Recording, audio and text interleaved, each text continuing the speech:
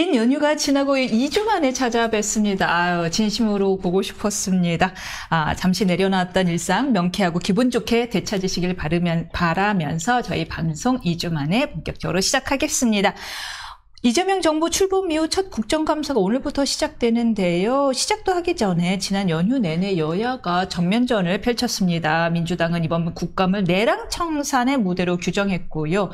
국민의힘은 독재 저지를 외치고 있는 가운데 조희대 대 김현지라는 여야 간 프레임이 더욱 선명해진 듯 보이는데 그 와중에 양평 공무원 사건이 터지면서요. 이 전국이 어디로 흘러갈지 모르겠습니다.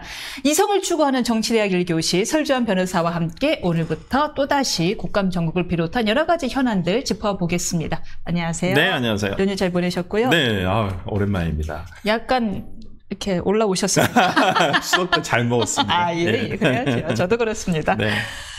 이번 국정감사도 민생 문제 해결과 정책 검증이 아니라 그냥 서로 한숨부터 솔직히 생각하면 나옵니다. 또 쇼 나오겠구나, 또 고함 나오겠구나 싶은데 그래도 국감이 그 이름에 걸맞게 정말 국정감사라면은 이 쟁점만 꼭 검증해야 된다는 부분 뭐 있다고 보시나요? 그러니까요. 이번 국감을 통해서 일단은 저는 모르겠습니다. 모두들 카메라는 전부 다 법사위를 비추고 있겠지만 실상 더 중요한 건 외교부에 대한 감사가 아닐까 싶은데 국정감사가 아닐까 싶어요. 왜 그러냐면 지금 관세 협상하고 이게 지금 어떻게 돼가고 있는 건지 지금 아무도 모르잖아요. 내막을. 관세 협상, 캄보디아도 관세 협상이 제일 중요하다. 관세 협상 외교부에 대한 지금 국정감사가 중요한 부분이 대미 관계에서는 관세 협상 부분 어떻게 돼가고 있는지, 그 다음에 최근 아까 말씀하셨지만 캄보디아 어떤 한국인 살해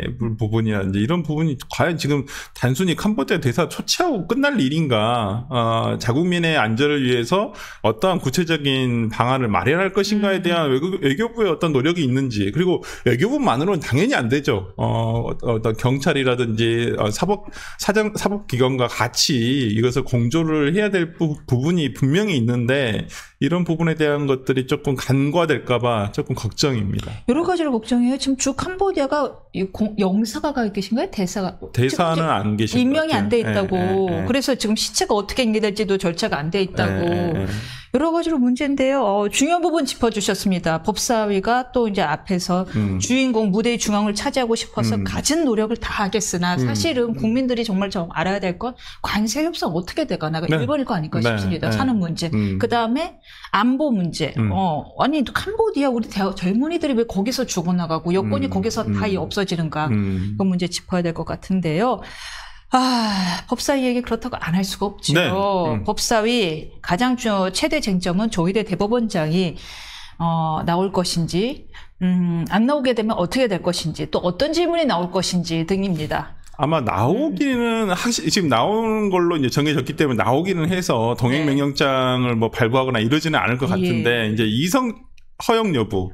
이석을 이제 관행대로로는 대법원장이 인사말을 하고 그다음에 이석을 요청을 하면 그다음에 이석 허가를 해주고 하는 건데, 지금 민주당 쪽에서는 이석 허용을 하지 않겠다라고 얘기를 하고 있는 거잖아요. 근데 저는 그러면 앉혀놓고 도대체 뭘 질문할 것이냐 이 말이에요. 맞아요. 지난번에 5월달에 있었던 이재명 대통령에 대한 파기환송심에 대해서 왜 그렇게 판결했는가라는 것을 묻고 싶은 건지, 아니면 그 앞에 왜 이렇게 신속하게 있는지, 그럼 그런 결정을 왜 했는지, 아니면 그걸 다 읽어봤냐, 이거 지금 물어보려고 하는 건가요?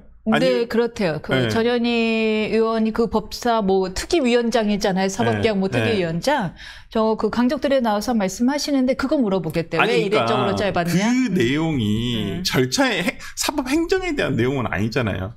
사법행정이 아니라. 네, 그건 판결에 대한 내용이잖아요. 판결의 신속성을 강조했던 조희대 대법원장이 자기의 그러니까 신념대로 한 거예요. 소신대로. 평소의 소신대로. 그냥 신속한 재판을 해야 된다.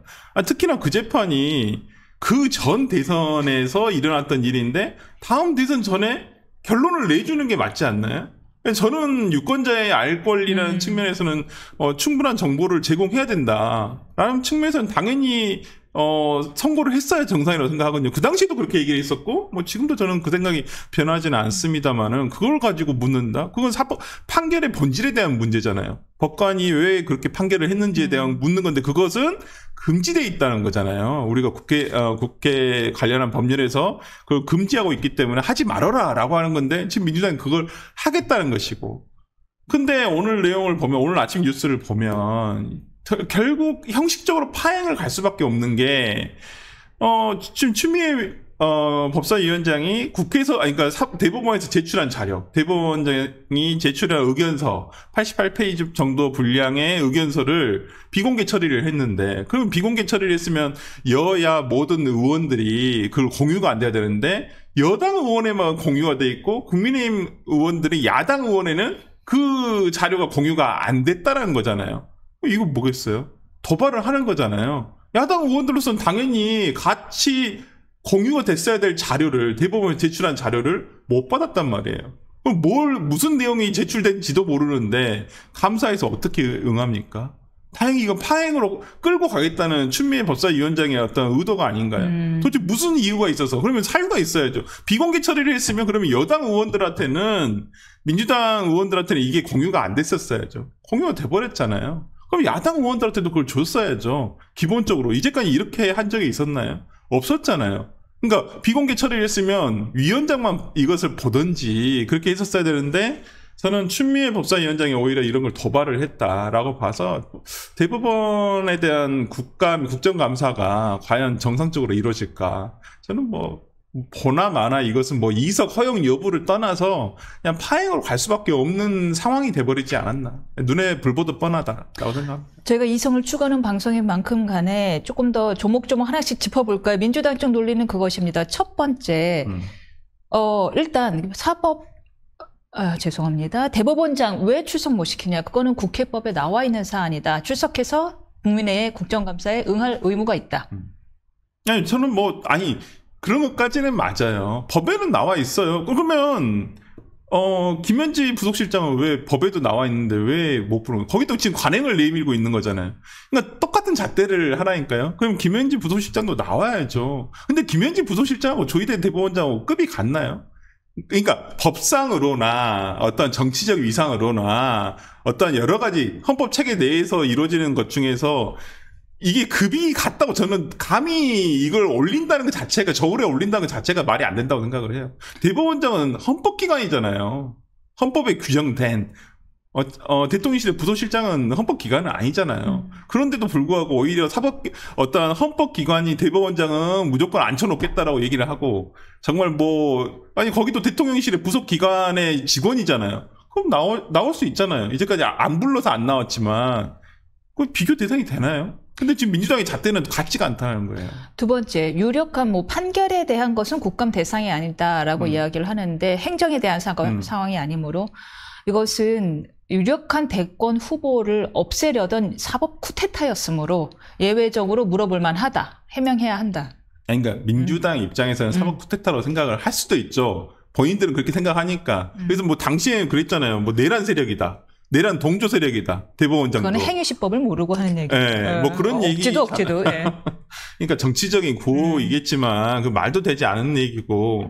아니 판결을 내리는 것 자체가 어떻게 쿠데타가 됩니까? 그리고 당시만 하더라도 그런 쿠데타가 있었다고 저는 쳐요. 시도가 있었다. 날짜 정해졌잖아요. 언제 판결하겠다고. 그러면 박지원 의원이라든지 당시에 민주당 여러 의원들이 말렸어야죠. 그때부터 비판했었어야죠. 왜 그때 빨리 하느냐. 이거 사법 쿠데타다. 그때 그랬었어야죠. 판결 전에. 근데 판결 전에 그런 말 안 했잖아요. 이건 무죄 판결 나올 거니까 이렇게 신속하게 하는 걸로 봐서는 이건 당연히 무죄다. 상고 기각이다. 그랬을 거잖아요. 그러면 그 사람들도 그러면 쿠데타에 동조한 민주당 의원들인가요? 그거밖에 안 되잖아요. 논리 자체가. 말이 안 된다. 스스로도 주장하는 게 말이 안 되는 거예요. 빨리 했다 해서 내란 세력이다? 그게 내란이 어떻게 더 쿠데타다라는 거예요.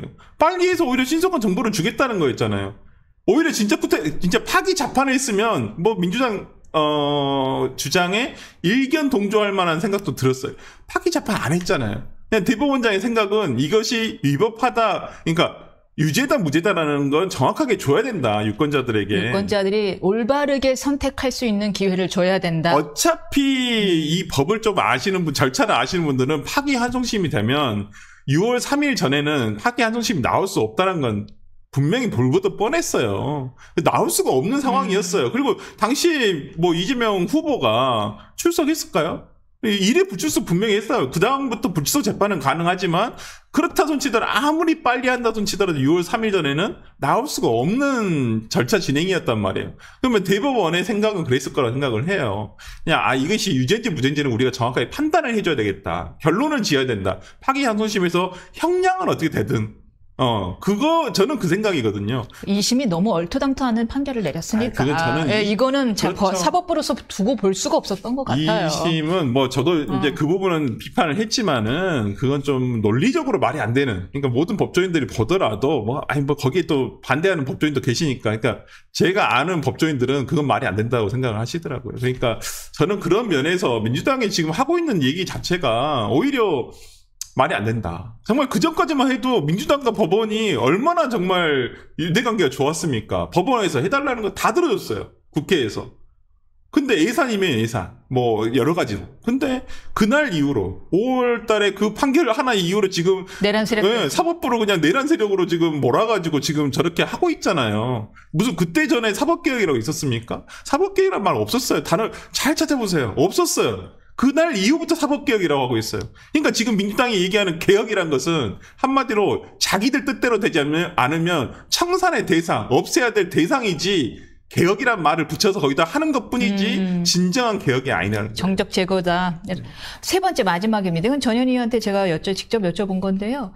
1심 또한 그럼 이례적으로 길어졌는데 6개월보다 훨씬 긴 2년 2개월이 걸렸는데 그것도 국정감사 대상인가요? 라고 했더니 이례적으로 길어진 것은 맞다라고 인정을 하시더라고요. 하지만 권고사항이므로 그거는 국정감사 대상이 아닙니다. 라고. 아니 3개월도 마찬가지잖아요. 그때 633에서 3도 3개월 딱 채운 다음에 선고하라는 게 아니잖아요. 그게 그 전에 짧아질 수 있다는 오히려 거예요. 3개월 이내 하라는 거니까 네. 법의 취지 맞죠. 네. 이내 했으니까. 빨리 하라는 거예요. 빨리 하라는 거. 그 법의 취지 자체가 그래. 공선법을 왜 이것을 633을 정해놨냐면 이 사람들이 만약에 선출됐다 손 치더라도 아니면 낙선했던 손 치더라도 다음 선거에서 이 사람들이 또다시 나와가지고 어떤 선거의 공정성이라든지 이런 것을 해칠 염려를 사전에 제거하자는 거예요. 아니면 당선된 사람인 경우에 빨리 조속하게 공직에서 퇴출시킴으로써 이 사람 공직이 어떤 한마디로 선거로 인해서 공정성이 훼손되는 것을 일찌감치 막자라는 거예요. 근데 그런 취지를 제일 무시한 건 이재명 대통령이잖아요. 저는 굉장히 공선법상 가장 안 좋은 선례를 남긴 게 이재명 대통령이라고 생각을 하거든요. 이런 식으로 재판해가지고 이런 식으로 재판 끌어가지고 정치적으로 좀 유력하거나 정치적으로 많은 지지를 받고 있으면 법 위에 설 수 있다는 것을 이재명 대통령이 보여준 거예요. 633을 안 지킨 재판이 문제죠. 어떻게 철청 충실하게 지킨 재판이 문제냐라는 말씀이시네요. 그렇죠. 예. 알겠습니다. 그 다음에는 이제 조희대 이야기는 마치고요. 그 다음에 지금 가장 뜨거운 이야기 이 얘기를 안 할 수가 없습니다. 양평 공무원이 비극적 선택을 하였습니다. 여기에 대해서 특검이 강압적 수사가 있었다라는 메모가 변호사를 통해서 공개가 되었는데요. 일단 이 사건의 요지부터 좀 설명을 해주시겠어요? 그러니까 이분이 이제 양평고속도로 관련해가지고 아마 개발부담금 문제 관련했던 아마 공무원이신 것 같아요. 지금 양평군에서 진짜 말단으로 시작을 해서 5급 서기관 사무관으로 지금 승진을 하셨고 지금 면장까지 하셨다는 걸로 보고 있는데, 그러니까 개인적인 것은 이분이 이제 혼인을 하지 않으시고 혼자 사시다가 아마 수사를 받았는데 참고인 신분이라고는 했는데 변호사님도 잘 아시다시피 참고인이라는 것이 피의자성 참고인도 있고 그냥 단순 참고인도 있다는 거예요. 지금 이제 특검에서는 뒤늦게 나서 해명은 우리는 그냥 다른 공무원들 진술하고 맞춰보기 위한 단순 참고인이었다 얘기하지만 어떤 이 조사의 결과라든지 형식을 보면 단순히 진짜 참고인이었나? 라는 생각이 들 정도거든요. 약간 피의자로 전환이 가능한 참고인이었다라고도 볼 수 있을 것 같다라는 부분에서 상당한 수사 과정에서의 압박감이 있었다라고밖에 볼 수는 없다. 물론 돌아가신 분의 주장을 이라고 볼 수는 있겠지만은 본인이 극단적인 선택을 할 정도의 사람이 뭐 거짓으로 써놓고 뭐 그렇게 참 안타까운 선택을 하지는 않았을 거라는 상식적인 추측에 의한다고 한다면 수사 과정이 일반적이진 않았다. 근데 메모에 그 강압이 있었다라는 취지로 되어 있습니다. 같은 질문을 묻고 또 묻고 기억이 안 난다고 해도 자꾸만 어떤 질문을 특정 질문을 유도한다라는 이야기가 있었고요. 그다음에 이것이 강압 수사가 있었다라고 국힘은 주장하고 있는 것인데 여당 쪽에서는 사람의 죽음을 정쟁에 이용하지 말라라고 하고 특검도 강압은 없었다라는 입장이거든요. 어느 쪽이 진실일까요? 그러니까 저는 민주당에서 이것을 정쟁화하지 말라라고 얘기를 하는데 글쎄요, 당연히 어떤 한 분의 전 지구보다도 무거운 한 생명의 어떤 죽음을 앞두고 그걸 정쟁화하는 것은 뭐 여당, 야당을 다 떠나서 저는 옳지 않다고 봅니다. 하지만 그걸 민주당이 얘기할 건 아니라고 봐요. 이 특검에 민주당 주도로 만들어진 특검이잖아요. 그리고 그 특검에서 조사 과정에 있어서 이런 불행한 일이 일어났다고 한다면 야당이 지적해야죠. 네, 오히려 야당이 이거 지적할 수도 있고 그다음에 진상 규명을 해야지. 진상 규명을 진실을 규명하고 어떤 일이 있었는지 정말 어떠한 수사 과정에서의 행태가 있었는지 뭐 폭언이 있었는지 이런 걸 따져야죠.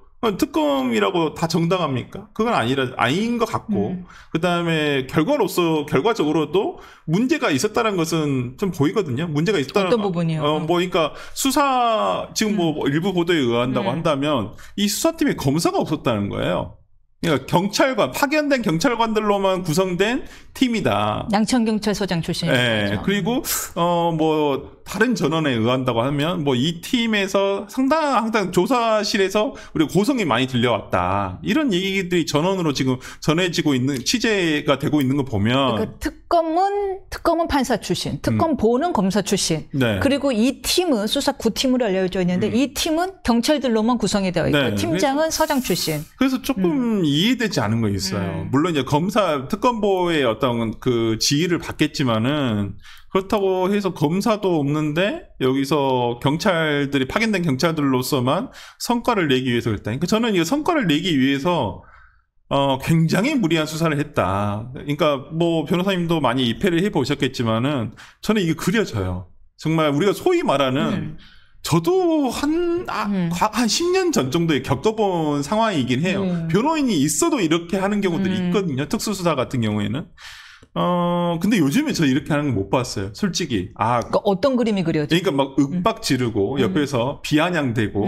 검사가 그러진 않아요. 검사가 보통 조사를 직접 하는 경우라도 옆에 수사 계장들이 있거든요. 그럼 이분들이 보통 피의자를 앞에 두고 정말 지나가는 얘기로 뭐 이렇게 압박을 하거든요. 근데 앉아있는 피의자는 이게 자신은 혼자잖아요. 근데 옆에서 그걸 압박을 하는 사람은 수명이고 여러 사람이고 그런 경우에 굉장히 심리적으로 위축되거든요. 주진우 의원이 지적을 했는데 CCTV 있다고 했으니까 공개해라. 그리고 두 번째가 진짜인데 압박이라는 게 옛날처럼 뭐 날개를 걷겠습니까? 물고문을 하겠습니까? 요즘 말하는 압박 수사는 같은 질문을 끊임없이 반복하는 거 아니라고 하는데도 또 묻고 생각해 보세요. 우리 하다못해 부부싸움을 해도 배우자가 같은 질문 반복해도 미쳐버릴 것 같은데 그렇죠. 경찰이 특검이라는 이름을 붙여갖고는 같은 질문을 끊임없이 반복을 하면 미쳐버릴 것 같은 거예요. 아마 저는 이런 거라고 생각해요. 아마 이 수사 기법 중에 하나가 있는데 앞에 있던 질문을 A라는 질문이 있으면 뒤에서 다시 한번 그걸 A 다시로 물어요. 취지는 똑같아요. 근데 말의 단어라든지 어떤 순서를 좀 바꿔가지고 똑같은 취지의 질문을 한단 말이에요. 근데 사람이 이렇게 계속 안 따져보면 헷갈릴 수가 있어요. 기억이 명확하지 않은 경우도 있어요. 이것도 뭐 벌써 몇 년 전 일이니까. 꼬투리 엄청 잡죠. 네, 그러면 A라는 질문에서 A라고 했는데 A 다시라는 질문에서 아니라고 하면 당신이 왜 거짓말해요? 바로 그러거든요. 앞에서는 맞다고 했잖아요. 근데 왜 이 똑같은 취지의 질문인데 이걸 아니야라고 얘기하냐. 그래서 계속 압박을 거짓말하는 사람으로 계속 몰아가거든요. 아마 저는 이거 그려져요. 이 상황이. 근데 이분이 보니까 변호인도 없이 조사가 된 것 같아요. 보니까 당시에 입회 없이.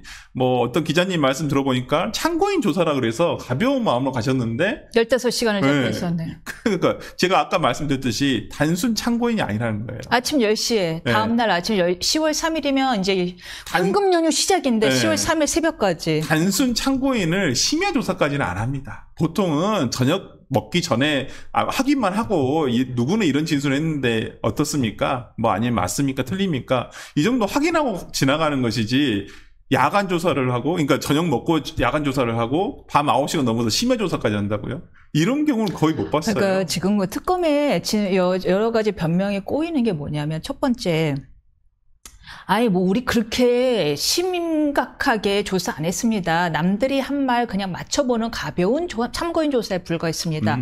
그럼 왜 15시간을 했나요? 네. 두 번째, 아예 저희 압박 조사 없었습니다. 우리 간단하게 했습니다. 그런데 왜 15시간 조사한 거에 대한 조사 못 뜸이나 주진우 의원이 얘기한 게 그거거든요.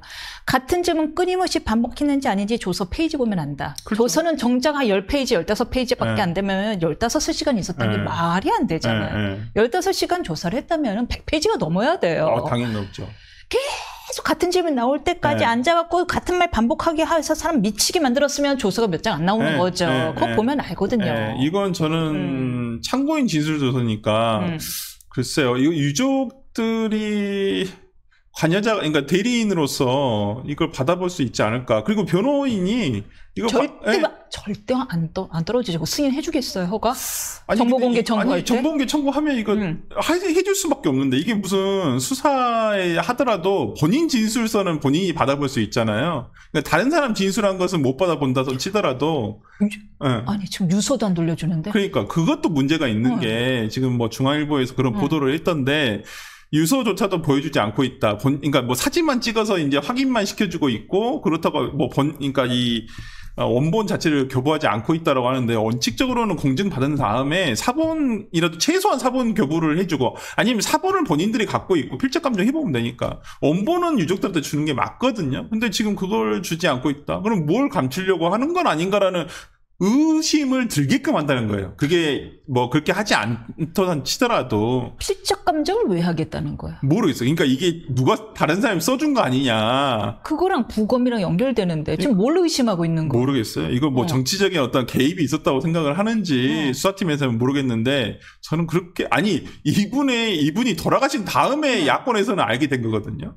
그 소식을 들은 다음에. 그렇죠. 왜냐하면 10월 며칠이었죠. 돌아가신 건 한참 전이고, 그 다음에 이게 정치권에 알려진 건 거의 연휴 끝마칠 때쯤 정도 됐었거든요. 그러니까 지난주 제가 알기로는 금요일인가 목요일 날 이때부터 알려지기 시작한 거예요. 근데 그걸 누가 뭐 썼다고 생각을 하는지 수사팀에서는 뭐 필적 감정 해보면 나오겠죠. 그게 뭐 어려운 일도 아니니까. 근데 글쎄요. 그러니까 지금 유족들이 오죽 돌아가는 모양새가 이상하면 얼마나 납득이 안 되면 유서도 안 돌려줘. 부검 원치 않는데도 부검을 굳이 하겠대. 사실 유족이 원치 않는데도 부검을 진행하는 경우는 거의 이거거든요. 없어요. 유족이 범인으로 의심할 때.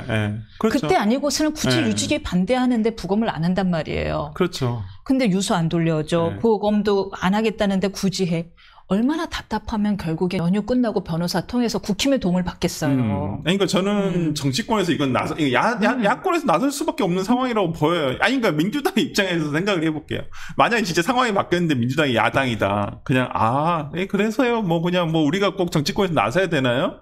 정쟁되면 안 되니까요. 네, 이거 정쟁하면 안 되니까 그냥 가만히 있겠습니다. 이럴까요? 제가 볼 때 더 국민의힘이 솔직히 그러니까 뭐 전투력이 좀 약해서, 제가 봤을 때는 이런 경험이 별로 없어서 전투력이 약해서 지금 오히려 좀 잠잠한 것 뿐이지, 제가 민주당에서는 더 나섰겠죠. 아니, 솔직히 세월호 이태원 참사를 놔두고도 정쟁화한 건 그들이었잖아요. 아니, 정쟁이라는 게 꼭 그러니까 이들은 자기들이 이용한 기억 때문에 그러나요? 왜 정쟁이 꼭 나쁘다 그러니까 하죠? 저는 이해할 수가 없어요. 야당이 당연히 국가 권력에 의해서 어떤 억울한 죽음을 받았을 때 야당이 그걸 의혹을 제기하는 건 당연한 일인 겁니다. 그러려고 야당이 있는 거예요. 세월호도 마찬가지고 이태원도 마찬가지고 진상 규명돼야 된다고 생각한다니까요. 그리고 거기에 대해서 당시에 윤석열 정부, 그러니까 이태원 사건과 같은 경우는 윤석열 정부에서 아무도 책임지지 않은 부분에서 굉장히 많은 비판을 했단 말이에요.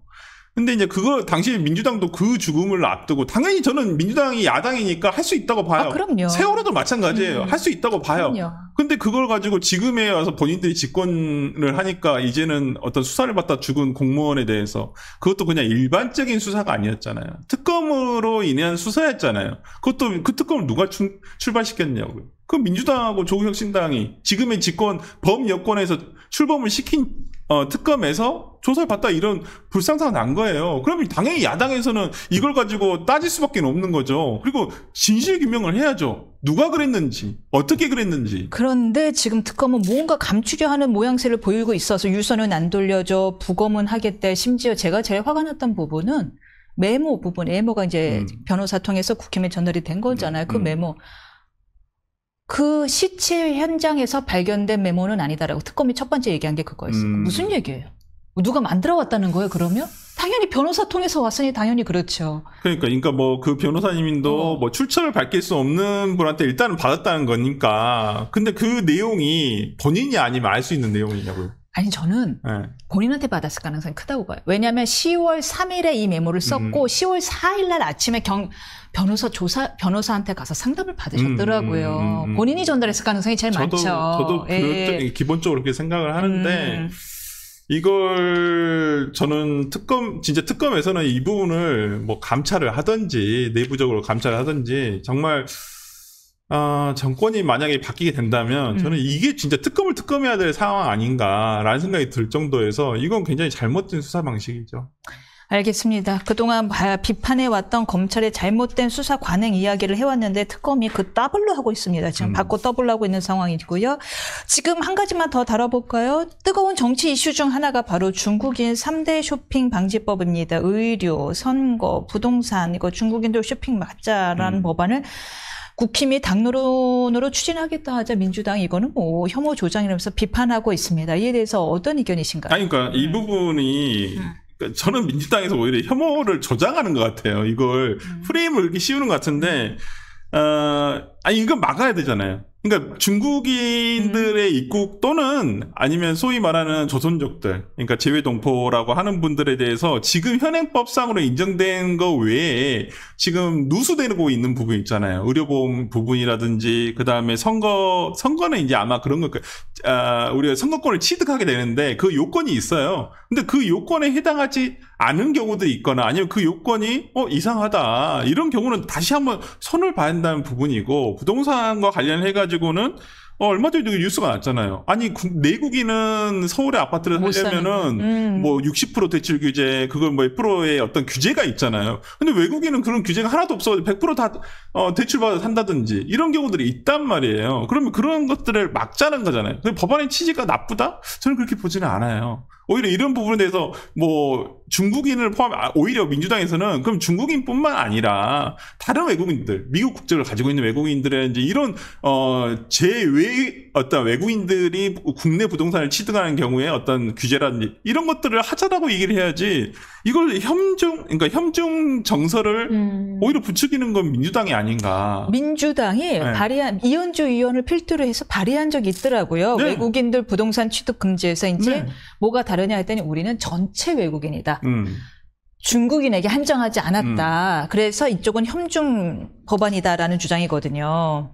저는 그래서 이 부분은 법안의 취지를 지금 그리고 이걸 민주당에서 저는 그러니까 이용을 한다는 게 뭐냐면 지금 국민의힘이 이거 발의한다 해서 이게 통과가 돼요? 그러니까. 아니 107석밖에 가지고 있지 않은 정당이 지금 입법 발의 단계잖아요. 이 법안이 통과될 수 있는 것도 민주당이 반대하면 통과가 될 수가 없어요. 그냥 본인들이 봤을 때 통과가 안 시켜줄 거면 그냥 근데 이것을 그냥 너희들이 이런 법안을 발의했어? 그래 너희는 이런 걸 하고 있구나. 너 중국 반대하고 있구나. 오히려 협중 정서는 본인들이 오히려 프레임을 씌우는 것 같아요. 협중 프레임을 씌운다. 물론 이제 이게 협중이라는 뭐 비판을 받을 소지가 있긴 합니다만 과연 이걸 공당이 발의할 것이냐. 억울한 면은 있어요. 왜냐하면은요, 우리는 중국 가갖고는 중국 가서 땅 못 사요. 못 사죠. 부동산 못 사니까. 우리는 선거 못 해요. 왜 선거가 없으니까. 그렇죠. 근데 왜 그들은 여기 와갖고 선거도 하고 그러니까 부동산도 저는 사고. 분명히 그 보험공단에서도 재외국민 그 파악해놓은 자료가 있더라고요. 거기 보면 중국인들에게 의료보험료 지급되는 경우들이 꽤 있었어요. 과거에 꽤 있었기 때문에. 특히 피부용자가 막 들어갈 수 있었어요. 네, 그래서 이러한 부분, 그러니까 저는 의료 관광이라든지 의료 시장의 확대를 위해서는 뭐 외국인들의 어떤 의료 관광 이런 의료 쇼핑 이런 것들을 확대하는 부분에 대해서는 찬성을 해요. 근데 이 법안에서도 막자고 하는 것은 세금으로 된 내 세금이 그러니까 내국인에 의해서 사용된 게 아니라 외국인에 의해서 잘못 사용되는 경우가 있으니까 그걸 막자라는 거잖아요. 그러니까 저는 그런 취지를 좀 잘 정치권에서 좀 받아줬으면 좋겠다. 그래서 개선된 법안이 나와서 우리 대한민국 국민이 낸 세금이 누수되지 않게 하자는 것이 잘못된 건 아니잖아요. 저는 그런 부분에서 이걸 그냥 진짜 정쟁으로 끝낼 문제는 아니다. 그렇게 듭니다. 저는 이거는 다투는 건 이해가 가는데 뭐 자기들끼리 말싸움하는 것까지는 그럴 수 있다 싶은데 제일 이해가 가는 건 민주당이 반중 시위를 금지하는 법안을 발의한 거예요. 그건 좀 아닌 것 같아요. 반중 시위, 그러니까 표현의 자유는 있잖아요. 그러면 예를 들어서 반미 시위는 왜 놔두나요? 그러면 똑같은 개념 아닌가요? 그러니까 저는 그 부분은 똑같다고 보거든요. 지금도 반미 시위하고 계신 분도 계세요. 그리고 미국 대사관 앞에서 그냥 1인 시위 하시는 분도 계시고요. 그러면 그런 분들에 대해서는 법안으로 만들어야 되는 거 아닌가요? 저는 그건 표현의 자유를 억압하는 거라고. 법안을 만드는 건 다른 문제입니다. 그건 아니죠. 예. 네. 조희대 대법원장이 출석했다고 지금 속보가 떴네요. 네. 알겠습니다. 여기까지 듣겠습니다. 네, 감사합니다.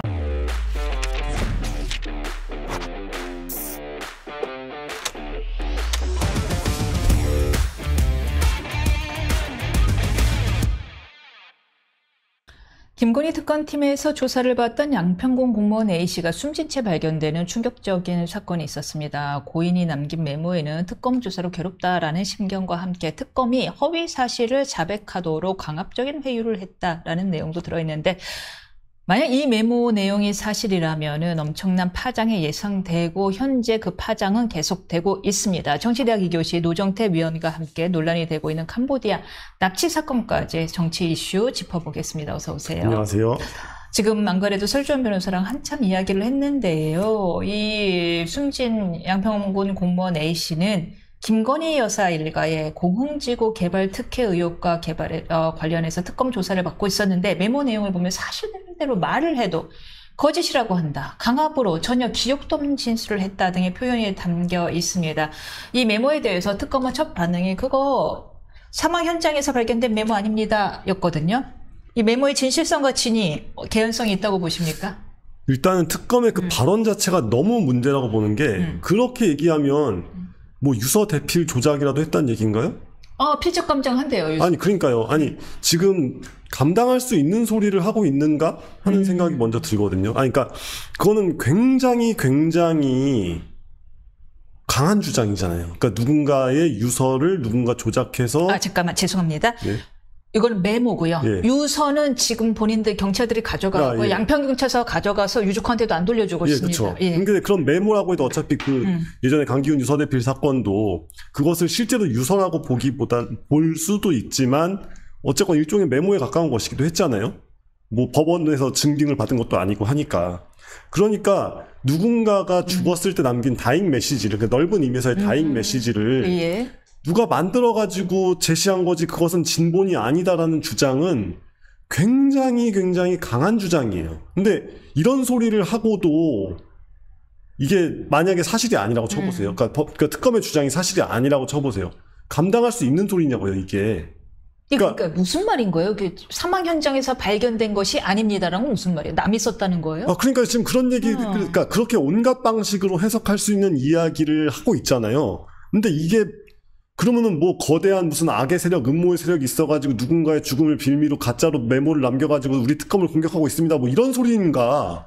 대체 뭔 소리를 하고 싶은 건지 일단 물어야 됩니다. 그러니까 국민과 언론이 당신들의 주장이 뭐냐? 구체적으로 주장이 뭐냐고 물어야 돼요. 이거는 한 인간의 죽음을 이렇게까지 모독할 수가 있냐고요.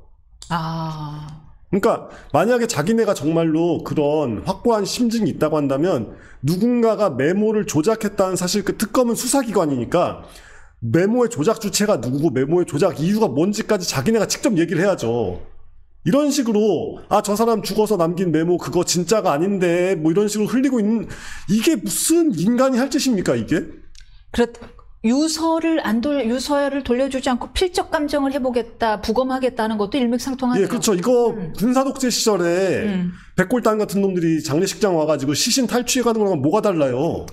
그 정도다. 이건 너무 끔찍한 행동 아닙니까? 아니 우리가 민주화라는 걸 했던 이유가 여러 가지가 있지만, 뭐 군인들이 뭐 이렇게 정권을 좌지우지하고 이런 것도 있지만, 특히 그 당시 경찰, 그리고 검찰도 뭐 영향이 있었지만, 이런 수사기관들이 국민을 옥죄고, 막 뭐 와가지고 뭐 이렇게 막대기로 때리고, 뭐 그냥 막 체포해 가고, 뭐 이유도 없이 구금했다가 풀어주고, 이런 짓을 못하게 하려고 한 거 아니에요.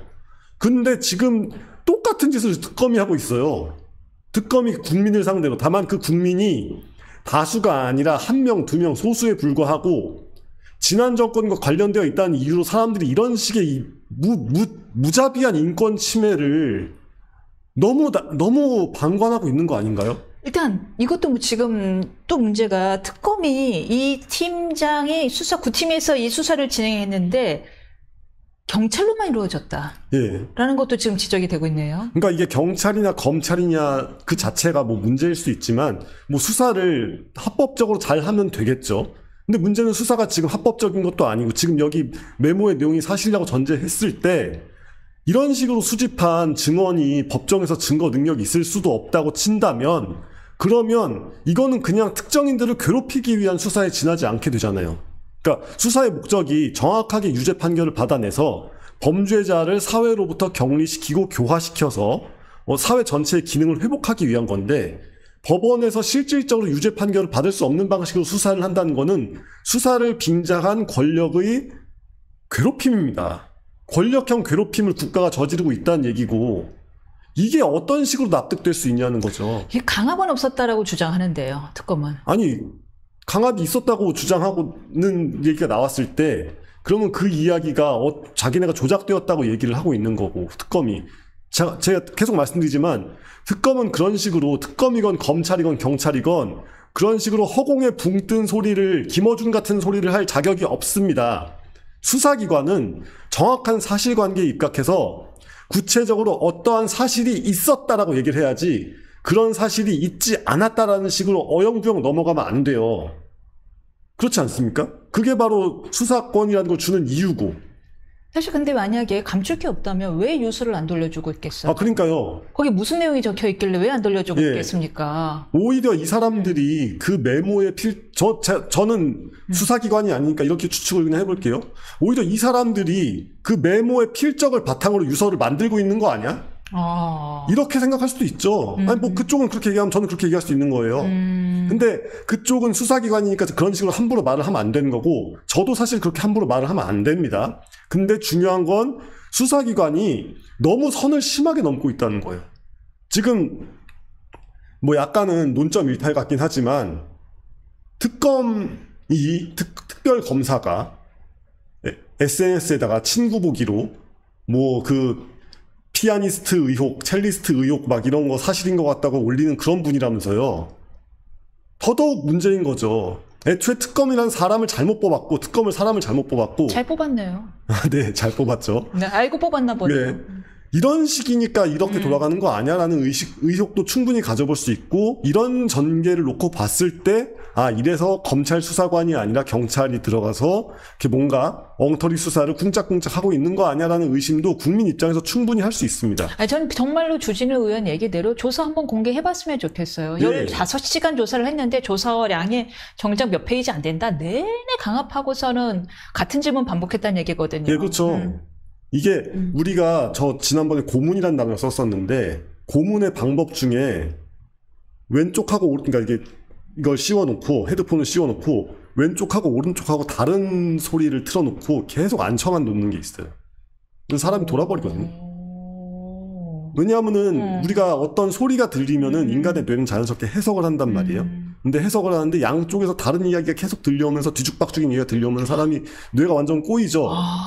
근데 강압수사라고 할 때 옛날처럼 뭐 묶어놓고 때리고 뭐 전기고문을 하고 이런 차원이 아니라, 말도 안 되는 얘기를 나한테 붙잡아 놓고 내가 집에 언제 갈 수 있을지도 모르는데 그걸 몇 시간이고 며칠이고 계속 반복하는 게 고문입니다.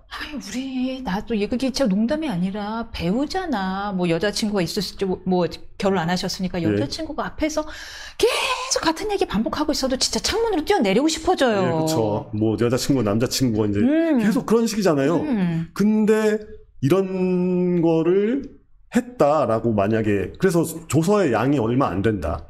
그러니까 애초에 기본적으로 가지고 있던 수사 자료가 얼마 없고 뭔가 말도 안 되는 얘기를 해가지고 계속 사람을 곤궁에 몰아붙이고 있었다라고 한다면 이거는 탄핵감입니다.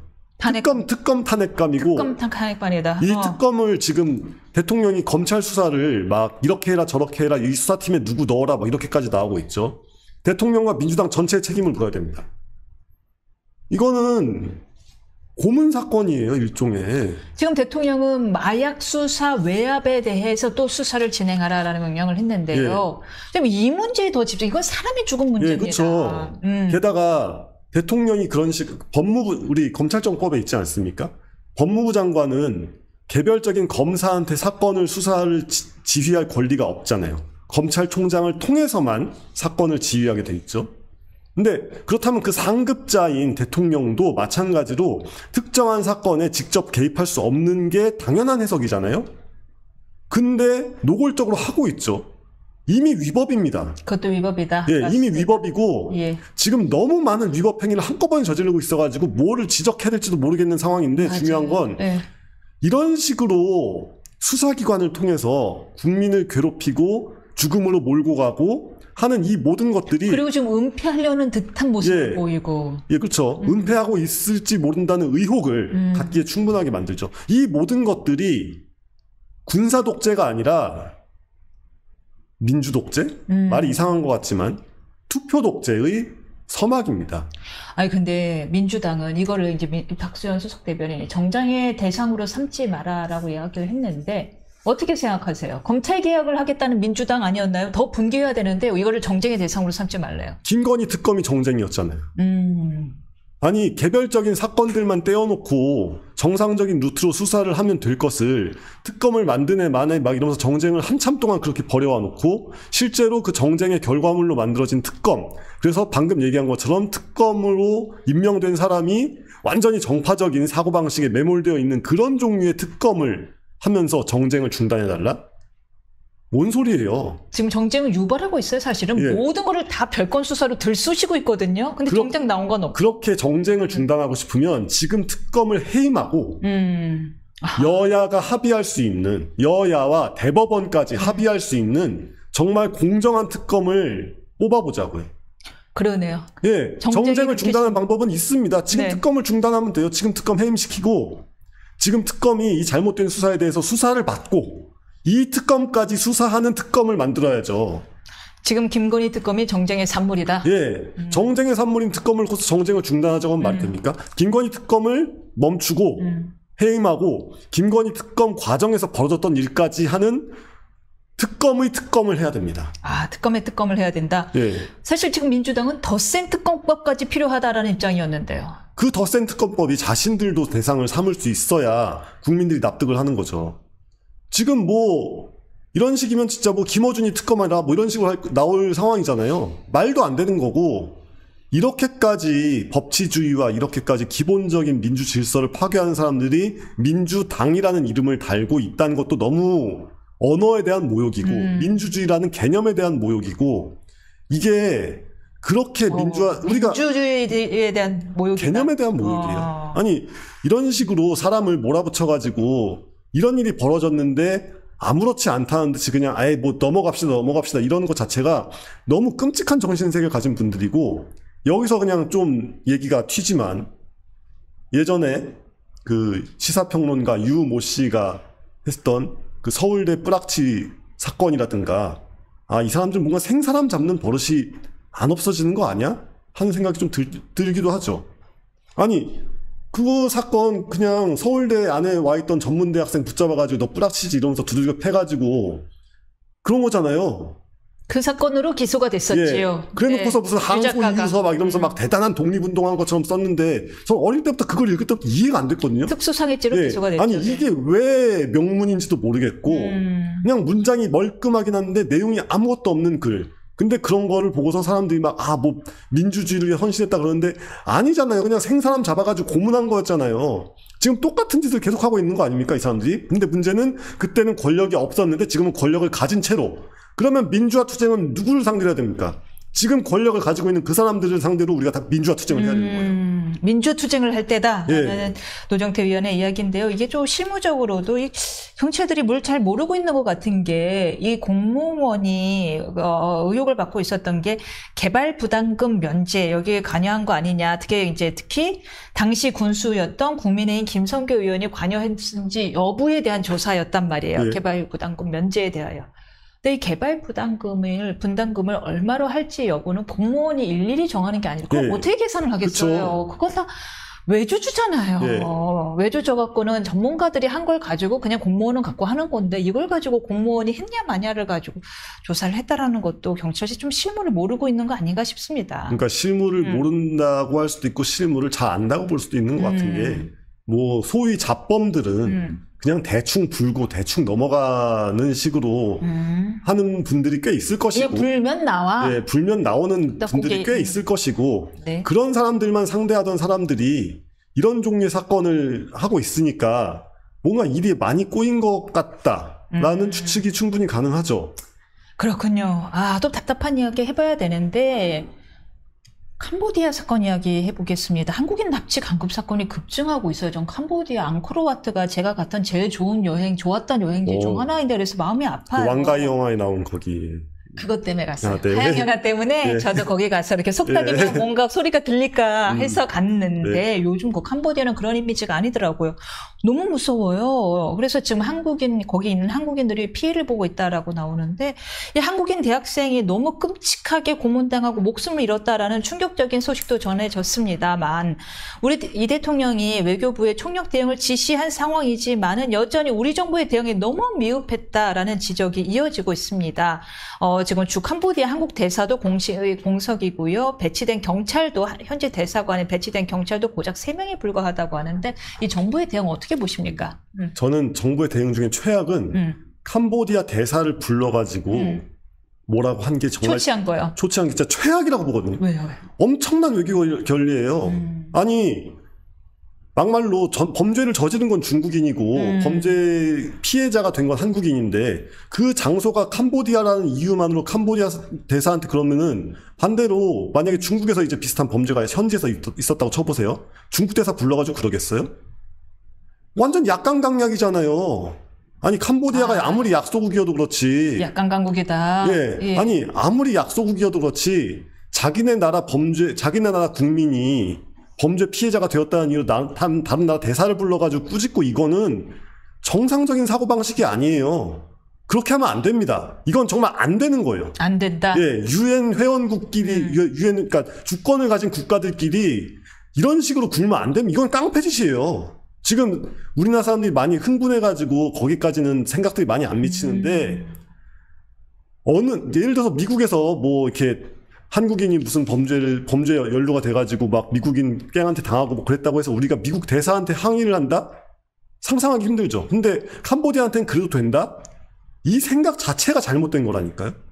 그거랑 이제 범죄의 문제는 별개인데 어쨌건 전 이재명 정부의 이 국제적인 그러니까 평등한 주권 국가라는 인식이 아무것도 없는 이 너무 중국적인 중화의 그 계층적인 국가관이 노골적으로 드러나는 이 행태가 일단 매우 잘못됐다.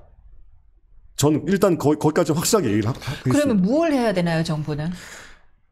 검수완박을 폐지해야 됩니다. 검수완박이 왜요? 이게 좀 얘기가 길어지는데 애초에 캄보디아가 왜 이렇게 범죄 소굴이 되냐.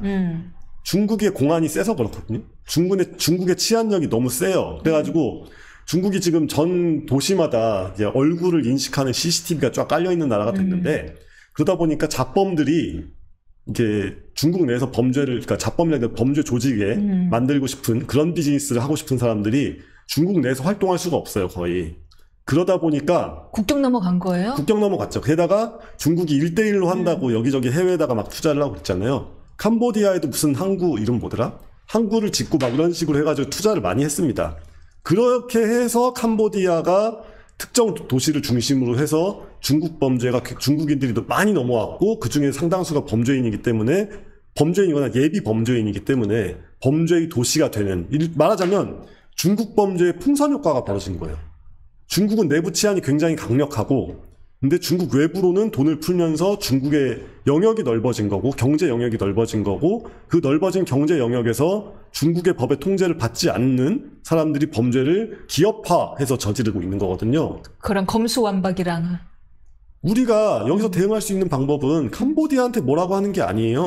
우리 스스로도 범죄 체계를 완비해야 됩니다. 지금 이게 중국만 흘러가 있어요? 우리나라 내부에서의 치안 체계가 무너지면은 캄보디아까지 갈 필요 없이 한국에도 비슷한 게 생길 수 있다니까요.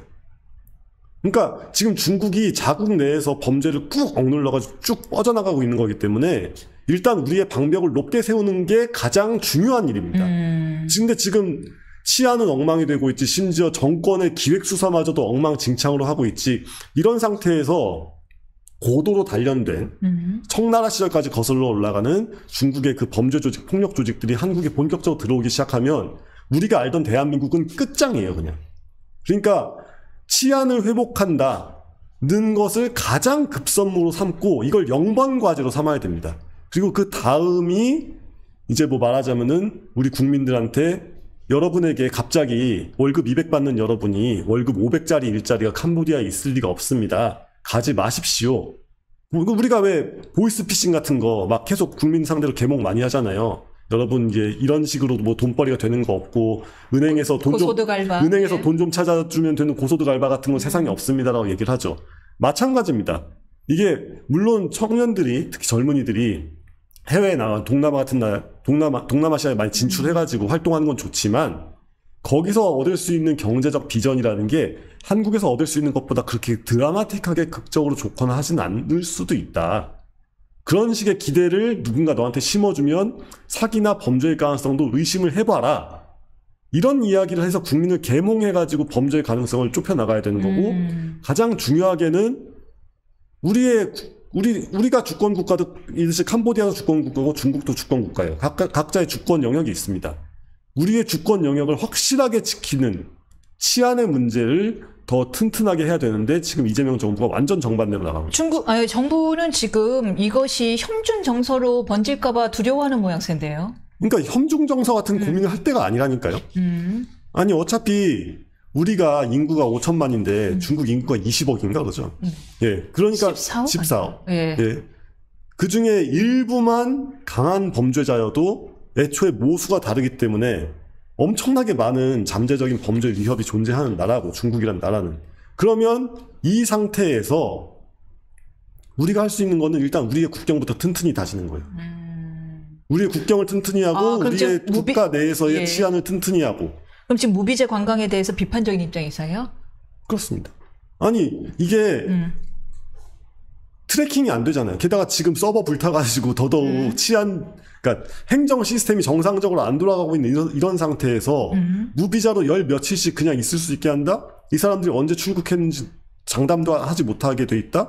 이건 완전 다른 문제죠. 그러니까 주진우 의원이 제대로 얘기했다시피 크루즈를 타고 와서 몇백만 원짜리 크루즈 티켓을 사고 와가지고 제주도에서 한 사흘 정도 머물고 있다가 가는 종류의 무비자 입국과 지금처럼 그냥 특히 서해 쪽으로 많이 들어오잖아요. 배 타고 우르르 들어와가지고 뭐 어디로 갔는지 뭐 하는지 알 길도 없이 되어 있는 이런 종류의 무비자 입국은 좀 차원이 다른 문제고. 그걸 얘기해 주시겠어요? 민주당에서는 관광비자, 무비자 있고 원래 윤석열 정부에서 추진했던 거야. 우리한테 뭐라 그러지 마라는 거거든요. 그 무비자 입국의 내용이 다르다는 거를 주진우 의원이 설명을 했던 거고. 근데 사실 기본적으로 무비자 입국이라는 시스템 자체가 우리가 일본을 상대로 이제 특히 가장 많이 하고 있는데 그거는 일본과 한국이 많은 종류의 시스템적으로 겹치는 게 많고 역사적인 이유로 겹치는 것도 많고 일본과 한국의 치안 레벨도 동등하고 뭐 여러 가지 이유가 있으니까 할만하니까 하는 거잖아요. 근데 그게 아니라 중국과 한국이 지금 그런 식으로는 동등한 차원이 아니고 우리가 직접적으로 노출되면 받을 수 있는 피해가 훨씬 더 큰 상황에서 아니 막말로 한국인은 중국 들어갈 때 자기 스마트폰에다가 뭐 이상한 앱 같은 거 깔아야 되잖아요. 그 중국 정부가 다 들여다볼 수 있게. 네이버도 안 되고 구글도 안 되니까요. 그런 나라에 우리가 하는 거랑 중국인이 한국에 오면은 그 중국에서 못했던 모든 걸 다 할 수 있는데 이 무비자를 풀어주는 거는 말이 안 되죠. 말이 안 되는데 그거를 그냥 관광 수입이 중요하다. 뭐 이런 차원으로 얘기할 수 있는 문제인가.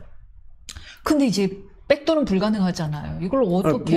예. 불가능하지 않죠. 원래 비자라는 것은 네. 국가가 그러니까 국가의 주권이 행사되는 가장 자의적이고 가장 임의적인 영역이기 때문에 예를 들어서 우리가 미국인 스티븐 유 씨의 입국을 막고 있는 것도 그게 무슨 정확한 뭐 법률에 써 있는 근거가 있어서가 아니라 그냥 결정하는 거잖아요. 그 결정이 위법이라고 법이 지금 행정법원이 3번 명령을 내렸습니다. 근데 어쨌건 행정부는 무시를 하거든요. 네. 근데 그런 식의 행동이 가능한 게 원래 이 출입국이라는 것이야말로 가장 원초적이고 가장 기본적인 국가의 영역이기 때문에 그거를 가로막는 것 자체를 뭐 법원이 뭐라고 한다고 해서 막을 수 있는 것도 아니에요. 그러니까 중국 무비자 입국은 얼마든지 철회할 수 있습니다. 철회해야 되고. 철회해야 된다라고 보시는군요.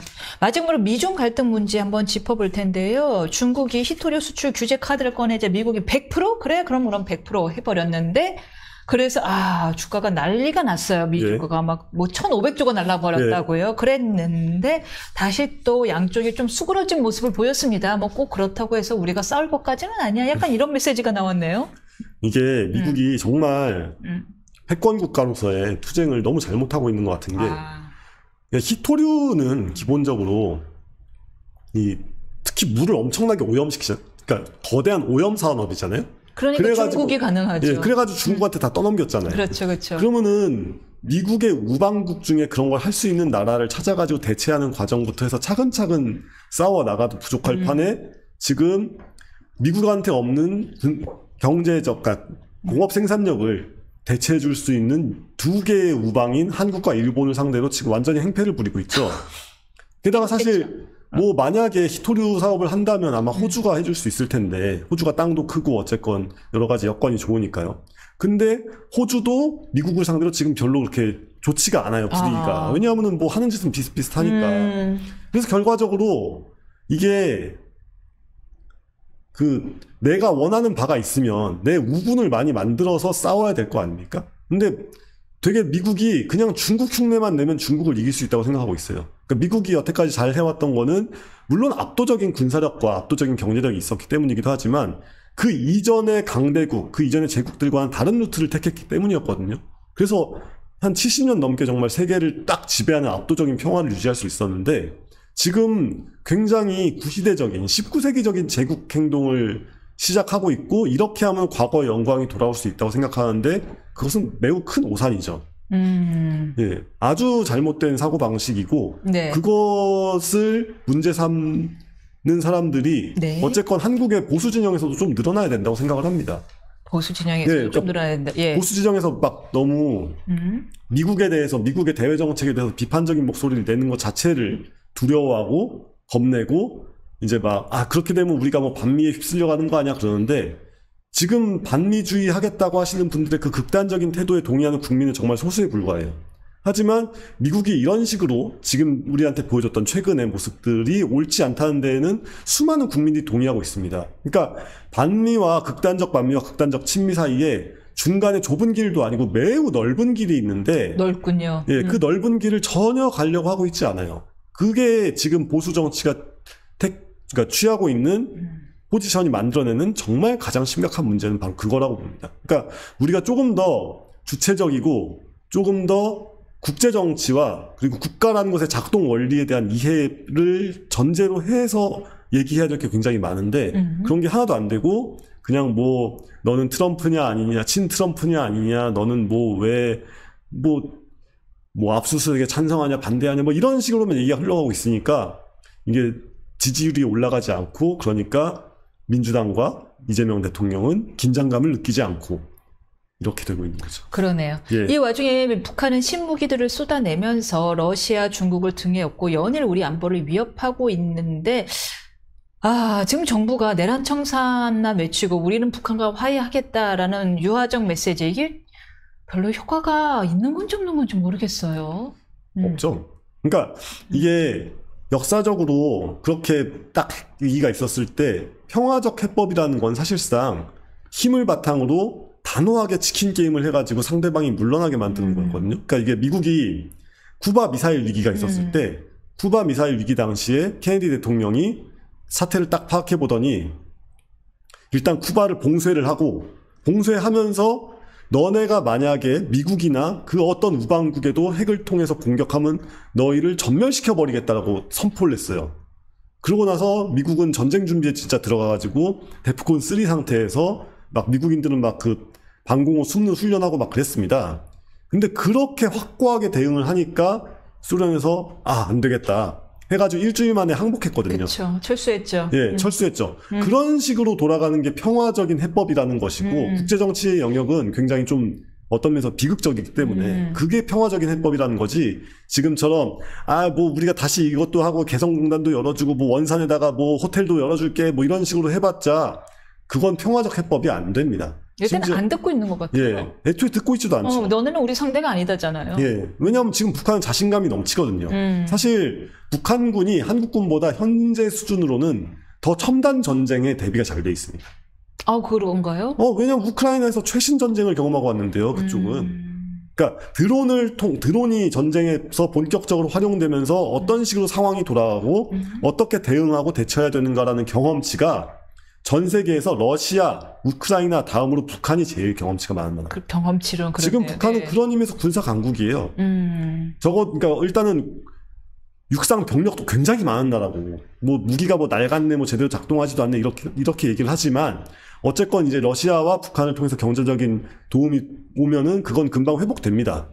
그러면은 북한이 우리보다 군사적으로 약하다고 단정할 수 있는 근거도 없어요, 이제는. 우리 병력들을 어떻게 해요? 우리 지금 몇 개월 하죠? 지금 18개월. 그러니까 이게 병력은 점점 줄고. 예, 너무 그러니까 평화적인 그러니까 군 문제의 평화적인 해법이라는 개념 자체를 잘못 이해한 채로 들어갔던 거죠. 사실은 굉장히 이쪽에서 카드가 많이 있는 채로 상대방한테 밀어붙여서 항복하게 만드는 그게 평화적 해법인데, 그게 아니라 그냥 우리가 이제 무슨 김남주 시 같은 거에 나오는 것처럼 막 이렇게 뭐 무기여 가라, 껍데기는 가라 뭐 이러면 될 것처럼 생각했던 그런 식의 사고방식으로 실제 국제 문제를 바라보고 정책을 집행하고 있다. 이게 가장 큰 문제 같습니다. 알겠습니다. 여기까지 듣겠습니다. 네, 감사합니다. 감사합니다.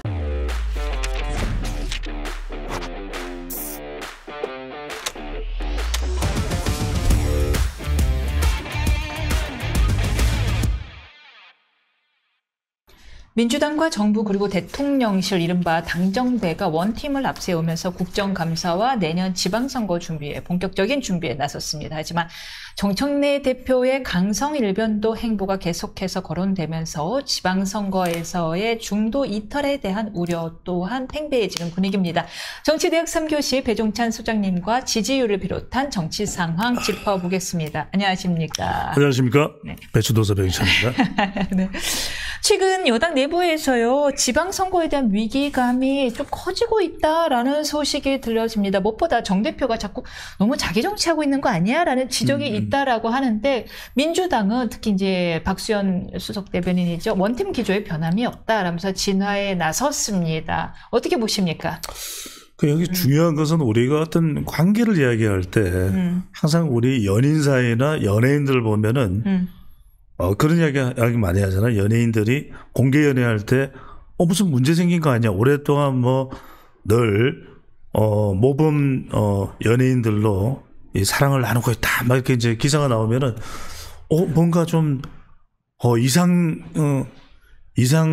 반응이 감지되고 있어. 이러면은 뭐 아무런 문제 없다 그러는데 뭐 얼마 있다가 보면은 뭐 결별하기로 해 이러잖아요. 그러니까 이게 중요한 거예요. 그러니까 스스로 설명하는 것보다는 박수현 수석 대변인이 그럼 당연히 없다 그러겠지, 문제 없다 그러겠지, 문제가 너무 많습니다. 우리 당은 이렇게 이야기하겠어요? 근데 계속 당은 문제 없대요. 문제는 대통령실에서 문제 있다고. 아니 그러니까요. 그러니까 제 말씀은 뭐냐면 바라보는 우리 같은 분석하는 사람들이 어떻게 보느냐는 게 중요하다는 걸 지금 말씀을 드리는 거예요. 그래서 계속 삐그덕대요.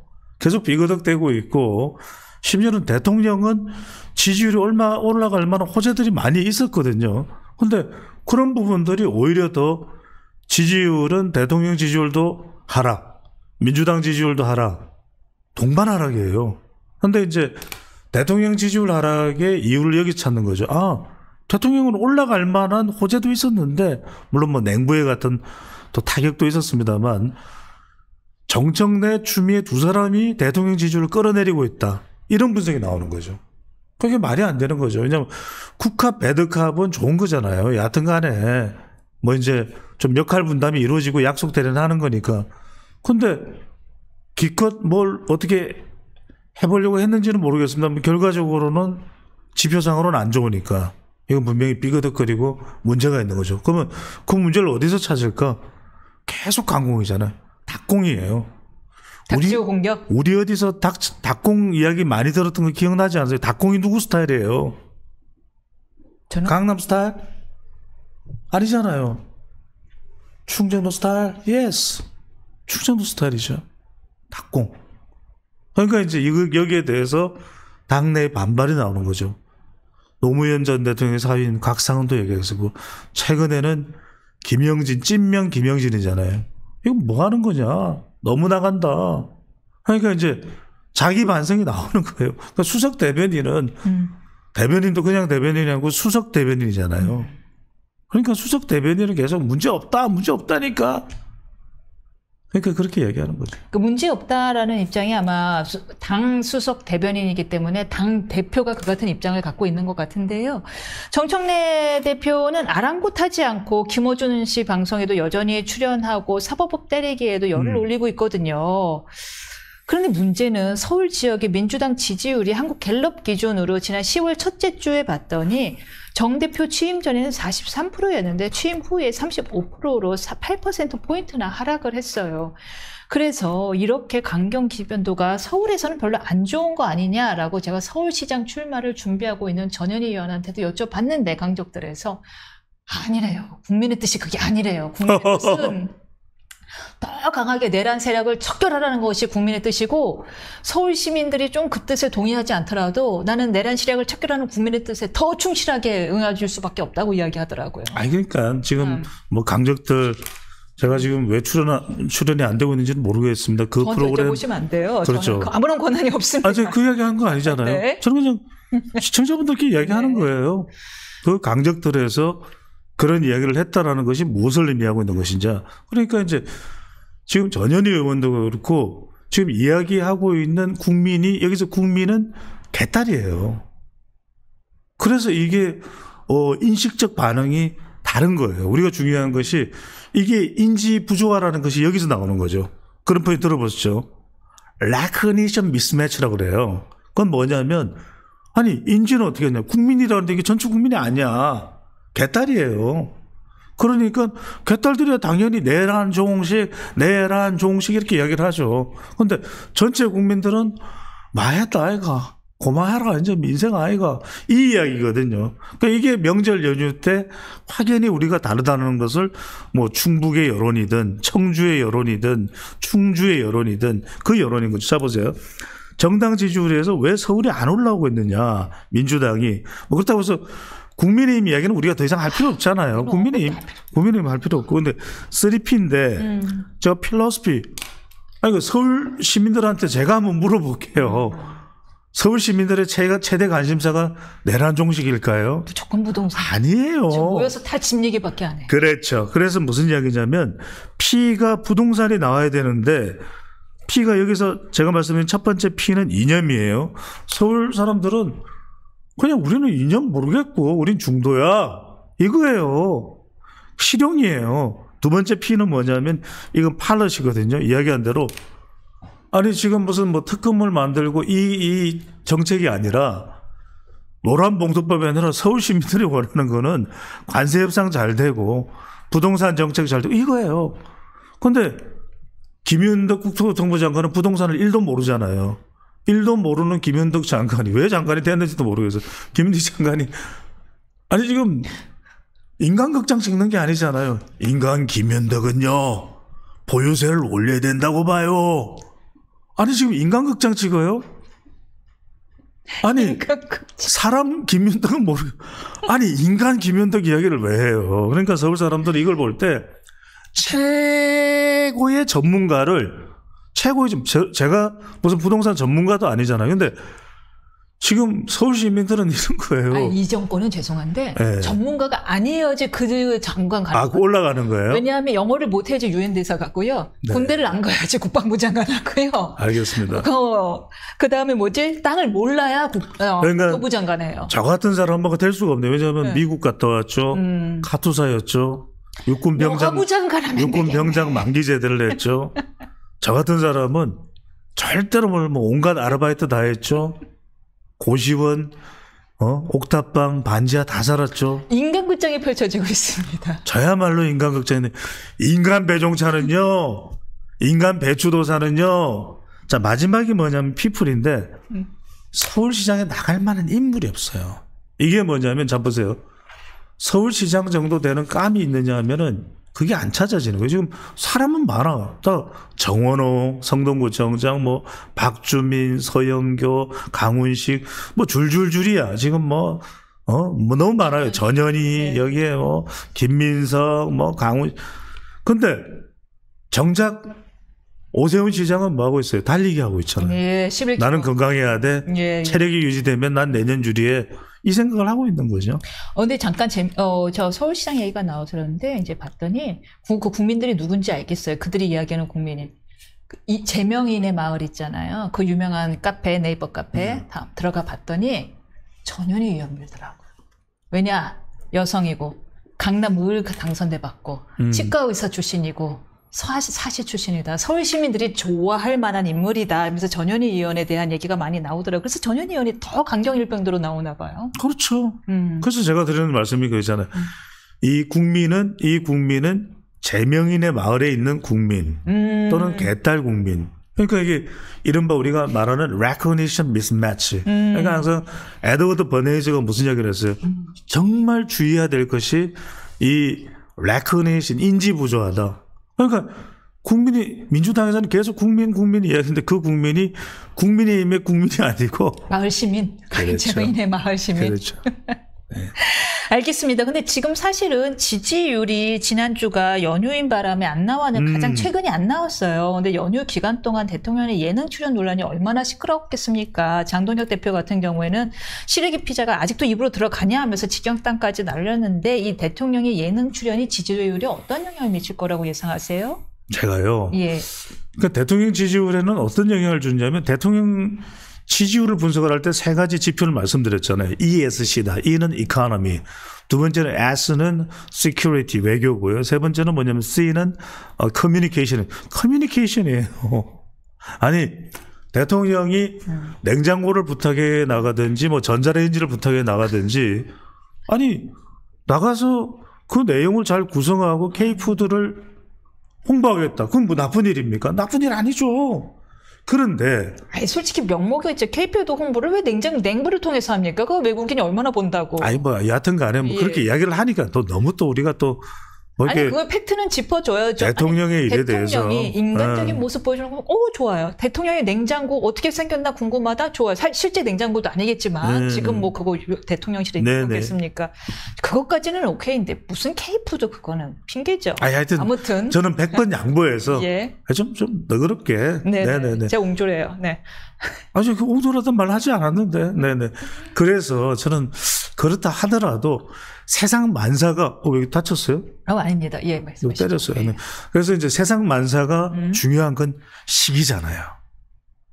우리가 항상 때를 놓치지 말라는 얘기를 많이 하잖아요. 근데 지금 이 내용 다 저는 긍정적으로 이렇게 정말 너그럽게 다 옹졸하지 않게 설명을 드립니다만 시기가 말이 안 돼요. 시기가. 왜냐하면 이 시기에 대통령 스스로가 뭐라고 그랬습니까? 10월 10일 긴급 간담회에서 이 재해는 국방에 비견된다 그랬잖아요. 나라가 구멍이 뚫린 거예요. 26일 저녁에 화재가 발생했잖아요. 대통령은 27일 날 바로 가야죠. 대전으로. 바로 가야죠. 28일 날 촬영할 게 아니라 대전에 1박 2일을 해야 되는 거예요. 그걸 가야 되고 그리고 3일 날 설사 촬영을 했다고 하더라도 3일 날 사망을 했잖아요. 우리 국민이. 그러면 5일 날 편성되었던 걸 죄송합니다. 미안합니다. 요즘 편성 좀 취소든 저 한참 뒤로 미뤘어요. 저는 처음에 연기됐다 그래가지고 한 일주일 미뤘는 줄 알았어. 아니 저는 한참 두세 달 뒤에 미정으로 그냥 일단은 수년합니다. 이럴 줄 알아요. 그 다음날 추석날 다음 우롱차 마셨습니까? 아 이건 아니죠. 저는 이건 아닙니다. 이건 아니고 제가 만약에 참모라면 이재명 대통령실에 있는 제가 참모로 제가 비서실장이면요. 저를 밟고 가십시오. 이거는 출연 못합니다. 이건 아닙니다. 대한민국 사람들이 다 배추도사 인정하는 이유가 뭔지 아닙니까? 저는 어느 시대에나 제 소신 발언을 해요. 8.8% 시청률이 그러나 별 문제 없었다라는 걸 보여준다는데요. 제 레코니션 미스매치는 무슨 말이냐면 8.8에서 욕설이 반이에요.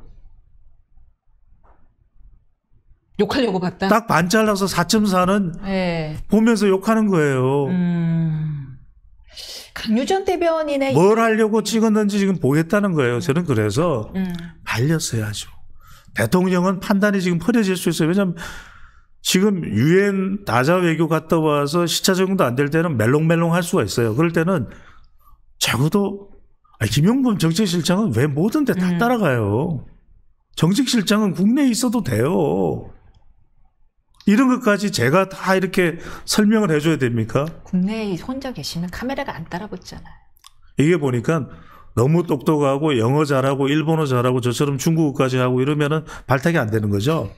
하긴 됐어요. 제가 지금 보니까 전문성 가지고 부동산도 잘 알고 주식시장도 너무 잘 알고 PER과 PBR까지 구분할 줄 알고 그죠? BPS까지 구분할 줄 아는 사람은 안 되는 거죠. 절대 자리에 못 가는 거죠. 알겠습니다. 네. 저는 뭐 여러모로 자격이 충분한 것 같은데 그 강효정 대변인의 입이 지지율에 영향을 미친다는 얘기도 있습니다. 왜 그걸 허위 사실이라고 그렇게까지 윽박질러갖고? 아니 그건 당당하게 이야기를 하면 되죠. 당당하게 이야기를 하고 그때 참모들 중에서는 그런 이야기를 해야죠. 이번에는 방송하면 안 됩니다. 그런 참모가 없다는 것 자체가 저는 이게 레드팀이 없으면 안 돼요. 그렇게 지적을 했었잖아요. 윤석열 정권에서 윤석열 정부에서 왜 레드팀이 없느냐. 그걸 지적을 해놓고 전광파 봐야 된다고 해놓고 그걸 또 한 번 그걸 그대로 반복하고 있는 거잖아요. 그러면 안 돼요.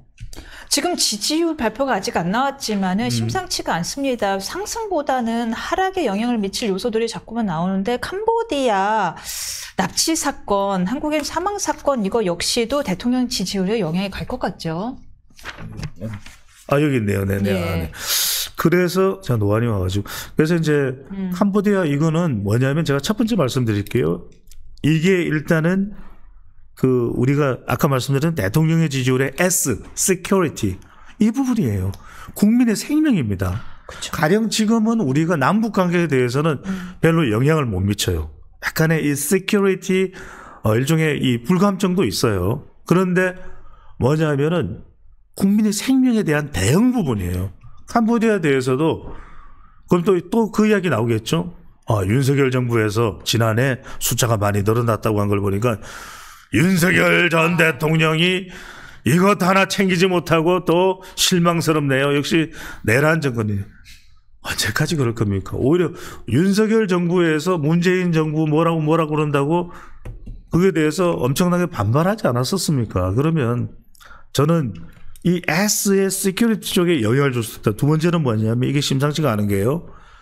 우리 20대 대학생 박람회에 참석한 대학생을 구타로 숨지게 만든 3명이 누굽니까? 중국인이에요. 그동안 중국에 대해서는 상당히 우호적으로 나왔던 현 정부가 시진핑 들어올 때 이야기 할 수 있겠어요? 시위도 못하게 하는데요. 저는 이게 굉장히 지금 중요해요. 우리 국민들 감정이 특히 젊은 세대들이 이런 걸 20대잖아요. 지금 20대에서 지지율이 제일 안 좋아요. 리얼미터 기준으로 아직 발표 안 된 이번 조사는 빼고 지난 조사에서 제일 나빠요. 연령대에서. 모든 데에서 다 제일 낮다. 20대가 오히려 70대보다도 더 반이재명이에요. 재성 기사가 곧 이제 조선일보에 나올 텐데 여러분도 한번 보십시오. 제가 메타 분석을 해놨어요. 정말 여러분들 한번 그걸 보시면 좋을 것 같은데 바로 이 부분이 영향을 줍니다. 그러니까 이제 1%의 영향을 주든 5%의 영향을 주든 줄 수밖에 없다는 거. 세 번째 중요한 게 조현 외교부 장관이 지금 뭐 코리안 데스크도 이야기를 하고 있습니다만 더 나서야 돼요. 지금 조현 대사가 빨리 캄보디아로 가야 돼요. 가서 왜냐하면 지금 캄보디아라는 나라는 제가 거듭 말씀드립니다만 어느 나라의 영향력이 더 클 수가 있어요. 따지하오. 중국이에요. 따지하오. 빨리 가야 돼요. 조현우 외교부 장관이. 큰일 날 일이에요. 지금 그리고 뭐가 문제냐면 이 친구들이 지금 내치동의 마약인가요? 그것도 관여 의혹이 있어요. 여기다가 그 3명 중 1명이요. 보이스피싱 범죄 조직이죠. 빨리 가야 돼요. 지금 특사를 보낼 때는 이럴 때 보내야 돼요. 이럴 때 캄보디아 전 대사도 보내야 돼요. 전 캄보디아 대사. 지금 대사가 없어요. 그러니까요. 싹 대사들을 빨아들이고 걷어들여버렸잖아요. 이게 지금 Security Crisis가 나오는 겁니다. 이게 SC라고 그러는 건데 굉장히 위험한 거예요. 왜냐하면 지난번에 조지아주에 체포 구금이 됐을 때도 어떤 일이 벌어졌습니까? 워싱턴 DC에 영사가 왔단 말이에요. 왜? 아틀란타 총영사님 문이 다 불려 들어와 버렸으니까. 아틀란타가 어떤 도시예요? 아틀란타 브레이브스, 김하성, 어슴 킴이 있는 그 구단이 있는 도시예요. 그리고 잭슨 공항도 워낙 커지면 델타의 주 기항지입니다. 그런데 이 아틀란타는 우리 교포 넘버 3예요. LA, 뉴욕, 아틀란타예요. 그런데 이 아틀란타 또 구멍이 났죠. 이번에 지금 캄보디아도 구멍이 나죠. 외교도 외교인데 제가 화가 나는 건 뭐냐면 20대 애들이, 청년들이 일자리가 없어서 오죽하면 캄보디아까지 고해 갈 바란 말에 혹해서 갔겠어요. 일자리가 없어서 캄보디아까지 가서 그렇게 맞아서 처참하게 사망을 났고, 요즘 이런 사건이 빈번하게 일어나는데 민주당 어느 데에서 정부를 옹호하겠다 민주당 한 의원 이런 얘기 하더라고요. 모든 거 다 정부 탓으로 돌리지 마라. 정부가 그거 하라고 있는 겁니다. 우리 일자리 주고 우리 살려달라고. 세금 내는 게 왜입니까? 그뿐만입니까? 조국 사면 복권을 이재명 대통령이 직접 결정하고 해준 조국 혁신당 비대위원장은 뭐라고 하면 억수로 20대 남성들요 저를 지지하지 않는다고요. 그들은 극우입니다. 이 이야기를 하고 있습니다. 그러면 지금 캄보디아에서 죽은 20대 학생이 극우입니까? 그게 할 소리입니까? 물론 오늘 조선일보 인터뷰에서 이제 조국 혁신위원장이, 비대위원장이죠. 비대위원장이 20, 30대가 다 극우라는 것은 아니고 일부가 극우화되어 있다는 지표가 있다라고 한다라는 걸 언급했을 뿐이다라고 해명했습니다. 알겠습니다. 예. 경찰이 그다음에 이진숙 체포 이야기는 하고요. 네. 지금 가장 뜨거운 이야기는 아무래도 양평 공무원 사건인 것 같습니다. 앞서서 충분히 이야기를 다루긴 했습니다만은 우리 배 의원님 이야기 또 구독자분들이 궁금할 것 같아요. 그렇죠. 예, 양평 공무원 사망 사건 이거 심상치가 않아 보입니다. 저는 이게 뭐냐면은 수사는 하면 되죠. 수사를 하는 거 가지고 뭐라고 할 수는 없죠. 근데 제가 그전 말씀드립니다만 유서의 내용을 저는 한 글자 한 글자 다 읽었어요. 여기서 죄송합니다. 메모입니다. 유서는 공개를 안 하고 있어요. 경찰이 가져가서. 그럼 무슨 메모입니까? 그거는 고인이 사망 직전은 아닌데 어디서 작성한 것을 변호사 통해서 변호사에게 줬고, 그러니까 변호사가 국힘에 전달한 거고요. 지금 극단적 선택을 한 사망자가 직접 쓴 자필이잖아요. 맞습니다. 제가 그 말씀을 드리는 거예요. 이제 명칭만 제가 유서라고 원래 사망한 사람이 다 남긴 건 유서예요. 왜냐하면 유서를 경찰이 안 돌려주고 있는 것도 또 하나의 다른 이슈였어요. 예, 알겠습니다. 그건 중요한 건 아니고 제가 여기서 말씀드리고 싶은 것은 강요라는 거예요. 이게 수사라는 것은 과학적인 수사를 통해서 혐의를 밝혀내는 것이잖아요. 맞죠? 그죠? 근데 모르는 분들은 모르실 겁니다. 실제 이제 우리 이맹커도 했는지만 저는 수도 없이 검찰 조사를 받아보고 수도 없이 경찰 조사를 받아본 사람이에요. 15시간씩 20시간씩. 근데 뭐냐면 대부분이 보면은 전혀 준비가 안 돼 있어요. 가서 보면 내용들이 다 이미 그림을 그려놨어요. 그래서 우리가 검찰을 이야기할 때는 우리가 지금 검찰을 무슨 개혁해야 된다는 이야기가 조직 개편하는 걸 이야기하는 게 아니에요. 검찰에, 그것도 모든 검찰이 그렇다는 게 아니라 이런 정치적인 이슈에 대해서 그림을 그리는 그걸 하지 말라는 거예요. 그럼 그림을 딱 그려놨어. 그러면 저는 휴대폰 하나밖에 없는데 배본부장님 다른 휴대폰은 어디 있습니까? 없어. 무슨 말이에요? 빨리 휴대폰을 꺼내 드세요. 뒷집에 나와. 강에다가 던졌어요. 한강이에요? 영산강이에요? 낙동강이에요? 저는 평생 휴대폰이 하나예요. 하나. 그러니까 이런 그림을 그리는 수사를 해버리면 피의자가 됐든 참고인이 됐든 죽고 싶은 심정이에요. 그게 이번에 그대로 드러난 거예요. 그러니까 그거 하지 말라고 계속해서 검찰을 이 조직을 달달달달 뽑고 있는 것이 지금 민주당이잖아요. 모든 예외는 특검이네요. 그러니까 그런데 이 특검이 그걸 하고 있는 거예요. 뭐 강압은 없었다. 그러니까 여러분들이 지금 메모의 내용이 뭐냐면 그거예요. 자기는 전혀 사실이 아닌데도 불구하고 그 수사관이 무슨 수사관 수사관인데 제가 이름까지는 안 밝힐게요. 근데 뭐라고 얘기를 하냐면 이거를 누가 시키지 않았느냐. 그 당시에 군수가 하지 않았느냐. 김성교 전 의원이죠. 그랬죠. 김성교 현 의원입니다. 하지 않았느냐.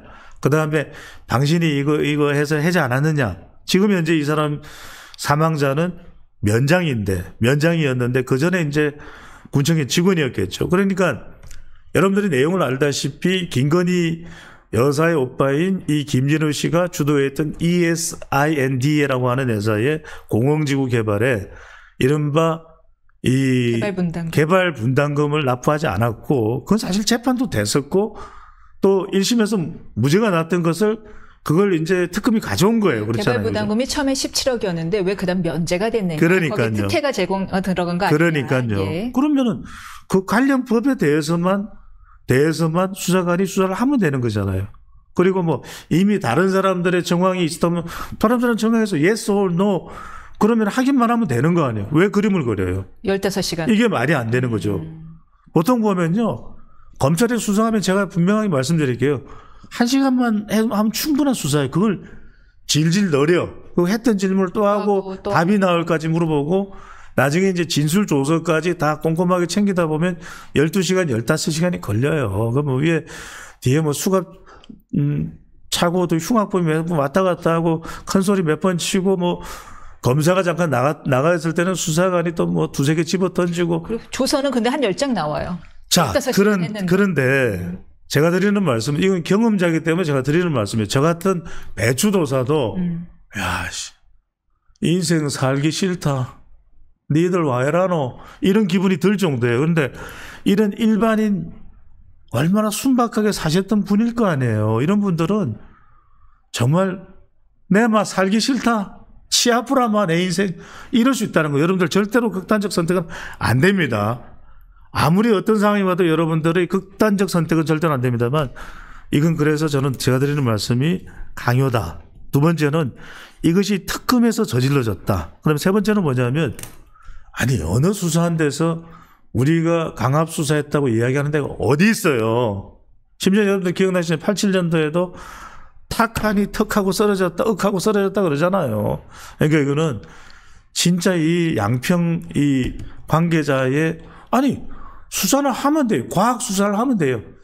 정말 이 논리적이고 이 수사를 하면 돼요. 정교한 수사를. 그런데 그게 아니야.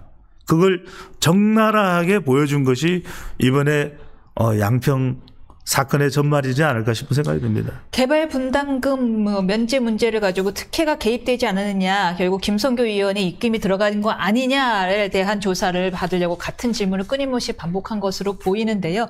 참고로 개발 분담금은 일개 공무원이나 이런 사람들이 임의로 결정할 수 있는 것이 아니고 다 외주져서 외부 기관에서 해서 온 걸 가지고 하는 거기 때문에 그걸 누가 공무원이 직접 가서 계산하고 있습니까? 할 줄도 모릅니다.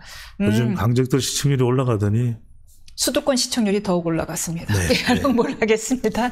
여기까지 듣겠습니다. 감사합니다. 감사합니다.